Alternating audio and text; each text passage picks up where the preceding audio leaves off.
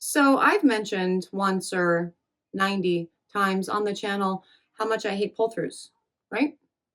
You've you've heard that a couple times, maybe?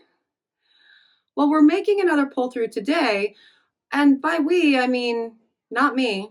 I'm not, that's a no. Georgia May is. And I will tell you all about today's pull-through in just a minute, but before I do, hello, I'm Mrs. Soap and Clay. Let's make stuff.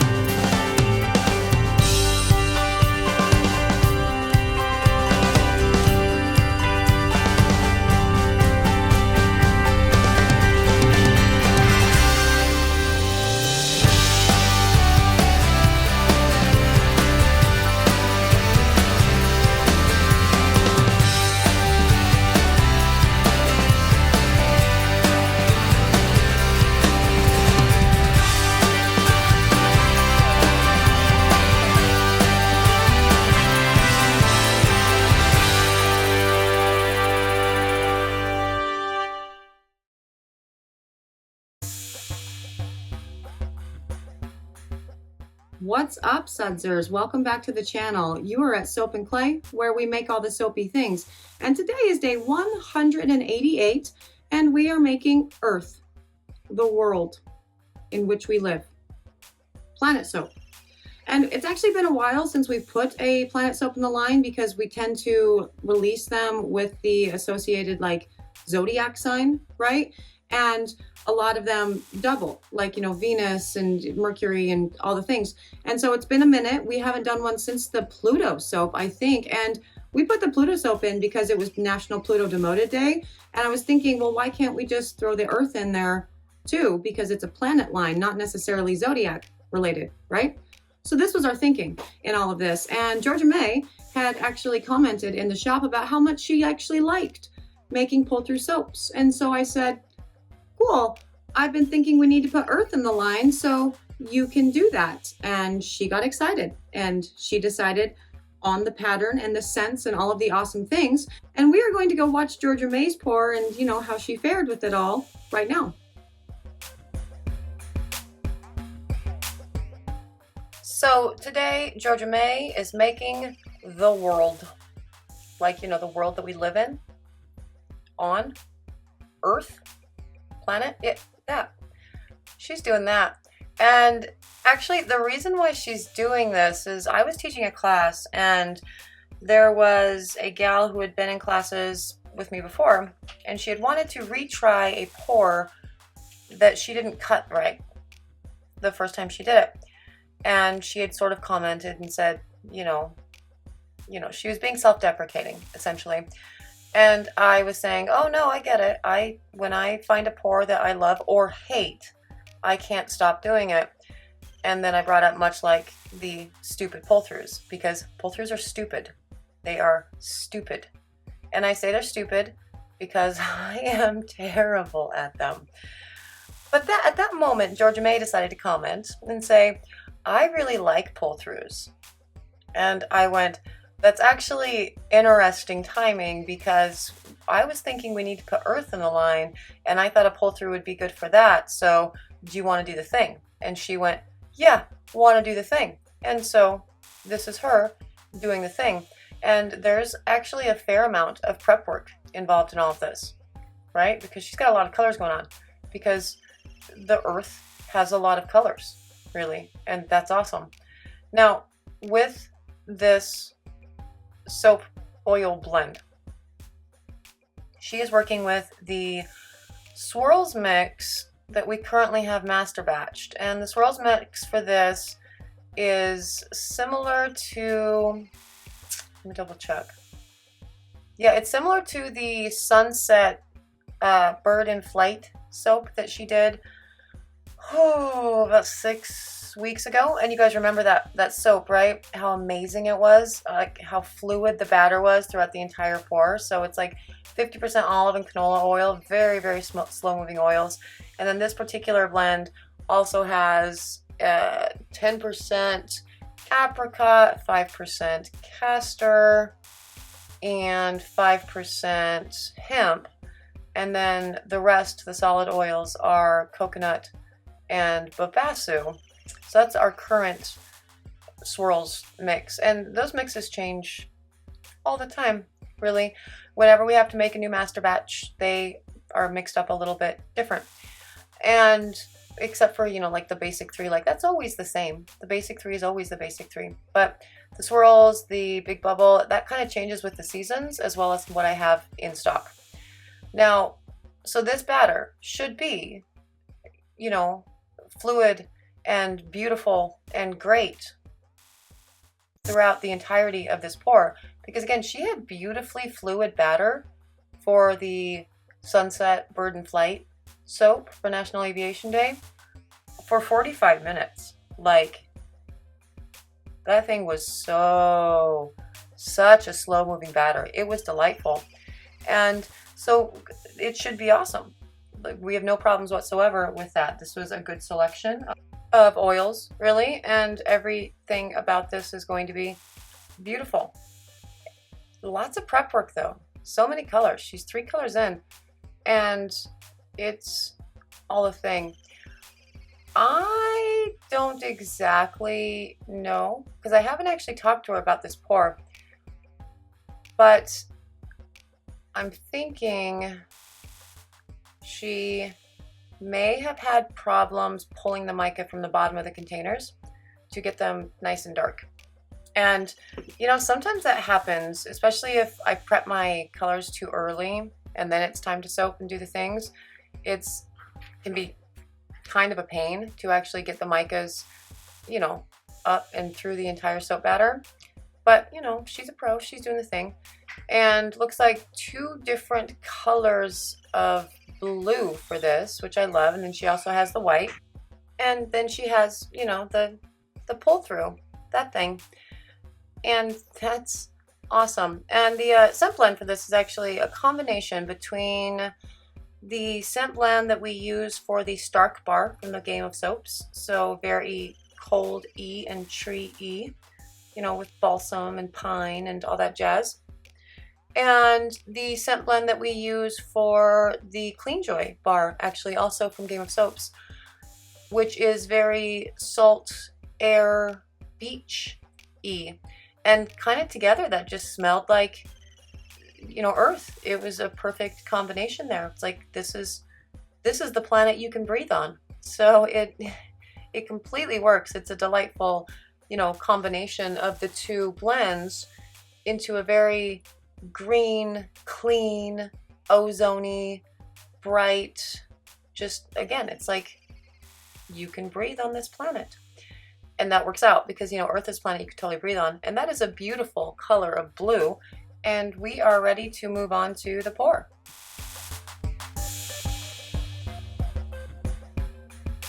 And now it is time for the pour. And there is the little pour tool thing that I think I picked up from like Love Your Suds or something. I'm not 100%. I think that's where I got it. I went on this weird, I'm going to grab all the pull-through tools thing, and I got like 8 of them, and this is one we actually haven't used yet. And, oh no. Her soap batter is already so thick. This, oh God. Now, there are a lot of things that you can do with like overly thick soap batter in many instances, many pours. You can switch things up on the fly and change course, or, you know, modify the way that you do a swirl or a pull or something to still make it a thing. But you really can't do that with a pull through column thing. Like, if the batter is thick, I mean, you're screwed from Jump Street. Like, it's just, it's not going to be great. Now, when I talked to her about this pour before I left the shop, before she started it, her idea was, I think, putting like thicker layers on the bottom because she noticed in her pull-throughs, because she pays attention to this, right? In her pull-throughs, they had like the pattern wasn't as visible on the bottom, but was really crisp and beautiful at the top. So she thought thicker pores on the bottom, like it's more of each color going in at the same time, and then making it, you know, thinner as it goes up in the mold. And I went, sure, sounds cool. And I was, well, honestly, I was barely paying attention because I was getting ready to leave and go, you know, hang out with the Soap and Clay family. And so I'm like, that sounds like a good idea. Can't wait to see it. And this was not what she meant by that. This batter is thick. She did not mean she wanted thick batter for this. She meant she wanted to put down essentially more of each color at the bottom of the mold and, you know, make the layers thinner with less colors at the top to try to get the whole pull-through pattern throughout the entire soap. Oh, it's so thick. Oh my gosh. Now, it's okay. Like, it's gonna be completely fine. It's gonna be beautiful. It's a pull through. Like, they still look awesome, even if you don't have the proper design. And honestly, the earth, right? Like, it has your continents and then a lot of water, so lots of blues, but then you also have some like grays and whites because of the polar ice caps and all that jazz, and then the green and so it's kind of all over the board, right? And so it's gonna be fine, like completely. But what a miserable process to be doing right now in a pour that's already very long. Like a pull through technique, it takes a long time. It's tedious. It's especially when you have this many colors going on, just over and over. And so from Jump Street, you start with thick batter. That is heartbreaking. Oh no. Oh no. She has to be so frustrated at this moment. Again, I haven't actually talked to her about her experience with the pour, but I'm gonna actually text her right now, and I'm gonna ask her how it went, and we're gonna see what her response is, because this is very similar to, I mean, I'm getting anxiety looking at this just because it's reminding me of the dumpster fire. No, I guess it wasn't the dumpster fire. I think it was maybe the gardener soap. I think it was my first pull through, really, where I was like, well, I know that I need thin batter, but I'm going to use a gardener soap with all the exfoliants in it to make it, and it'll be fine. And it was wretched, like my squeeze ball. Oh, that was not fun. So I'm getting anxiety thinking about this, and I would not at all be surprised if I came into the shop tomorrow to cut this and it was just completely just a mess in there, because that's literally what I did at the end of the dumpster fire video. Like, I had exploded a squeeze bottle right all over the counter, and yeah, by then I didn't care. I put all of that soap into that mold, covered it up, and just walked out, turned off the lights, locked up. I was done. Like, nope, I'm not cleaning up. I will deal with that later, because I was so just mad. That had been just, it was not a fun experience. And you know what? Soap making should never make you mad. Like, that's not the point of soap making. So if there's a technique, you know, for the soapers that are, you know, watching this, if there is a technique that gives you anxiety, don't do it. This is supposed to be fun. And, you know, for the sudsers who are out there and you really want someone to do, you know, I really want you to make a layered soap for me, because I hate layered soaps, right? You know, I mean, understand if I don't really hop on that immediately, because layered soaps give me anxiety. And so I try not to do them, which is why I will never do another pull through. Well, I can't say that though. Like, that became the weird running joke over the summer, right? Because I was like, I'm never doing this again. And then ultimately we ended up doing 5, I think. I think this is number 6. But yeah, so Oh, honey. It's so thick. It's okay though. It's okay. It's going to pull through. It's still going to be an awesome, beautiful design. Everything is going to be great. It is lovely. It's still going to be awesome. Like, no doubt. Oh, you have to make sure that you know, get it wrapped up and C-popped and all that jazz. And those colors are going to darken up really nicely. And it will be perfect. Everything's going to be so beautiful. Yeah, no, it's good. It's good. Now, I need to think why this thickened up like this. Like, why did it get so thick so fast? It's the same blend that she used, well, that we use for all of our swirls, and that's always just a beautiful blend. Such a slow moving batter. She was not soaping too terribly low or too terribly hot. So what caused this to do the thing? Once, yeah, be done. I feel you, sister. Just get it out of the mold and be done with it, for sure. That is the end of the pour, essentially. And so then this will then be C-popped, put in the oven to be C-popped, and gelled overnight. What's happening? Oh no. Oh no. It is so thick that it did not go through the pull-through tool. Oh my. I don't know how she didn't message me about this. Usually when she has pores that she doesn't like, she makes, you have soap on your hands. Oh, honey.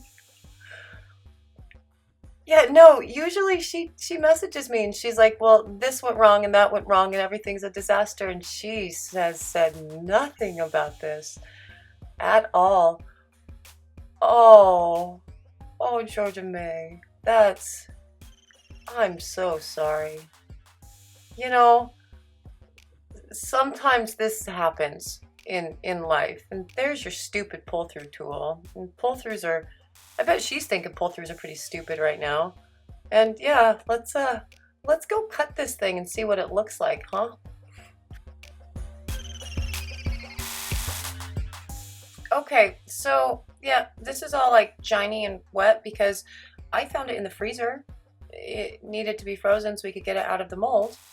And yeah, so thinking about it, I think the reason why this got so thick is because, again, we're using the Stark blend and the Greyjoy blend, and you've seen both of those bars in action. Well, not the Clean Joy, but you've seen the 5 IPS swirl, the salt bar that I did very early on in the channel, and both of those, they just get thick. I think it's just the combination of those two scent blends just made it too thick too fast. So, you know, I mean, that's very cute. That is a very, very cute bar of soap. It's it's not the earth, right?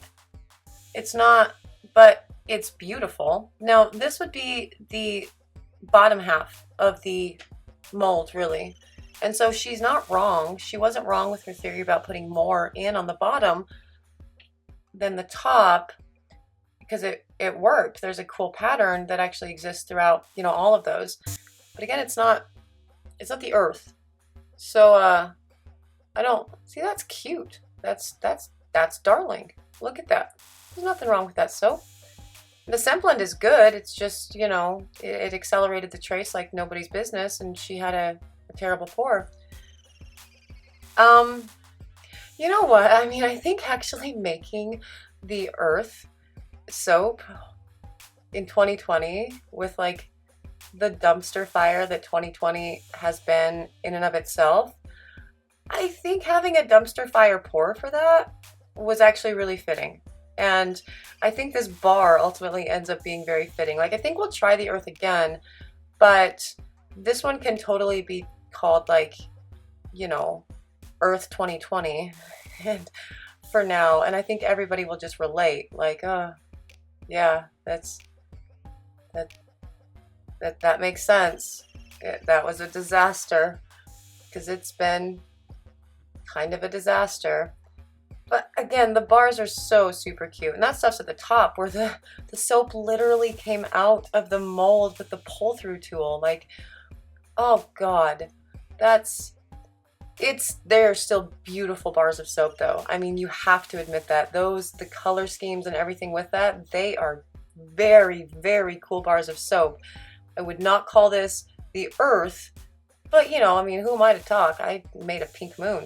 So, you know, it's artist choice sometimes. And that is day 188. We're just gonna go ahead and call this guy Earth 2020 for sure. So it might not be the Earth like that we're familiar with, but 2020 is not the Earth that we are familiar with. So I think it actually works as the first in the, you know, Earth bar things for the planetary line, because 2020 was a dumpster fire. It's continuing to be a dumpster fire, really. And this poor Georgia May's first dumpster fire. So I mean, good job, you got that one out of the way. I'm proud of you for that one. But you know, actually the bars are very, very beautiful. So it's, you know, cool. They're gorgeous bars. It's just not the Earth. But you know, who am I to talk? I made a pink moon. So if you are interested in the Earth, you can buy it on the website for the low, low price of $6.95, like the whole Earth. No, just the soap, the 2020 Earth. This is Earth 2020. And you can find it at soapandclay.com. If you are interested in more soapy antics, you should subscribe to the channel, because we are doing this every single day, as the name 365 Days of Soap might suggest. And that would be awesome if you could join us and be a part of the Sudser family. For those of you who are part of the Sudser family, thank you so much. I appreciate you coming back and watching all of the chaos and the madness. And the whole like intro video thing that's talking about, you know, filming the soapy adventures every day for a year, see what happens. Sometimes this happens. And I talked to Georgia May before I posted this, and she went, no, show it. We should see my dumpster fires too. And cool. So this was with her blessing that this was posted. I know before I had said I would never ever post anything awful from her. And I don't think this was awful. Like, if it was a legitimate fail, I definitely wouldn't have done that to her. But these bars ended up very, very beautiful anyway. And again, I think it's funny and fitting. It's 2020 Earth. So yeah, that does it for me today. I will see you guys all again tomorrow for the launch of a brand new project, actually, that I am so unbelievably excited about. It's going to be epic. So, you know, you have to wait till tomorrow for that, but I'm excited. So I will see you guys all then. Bye.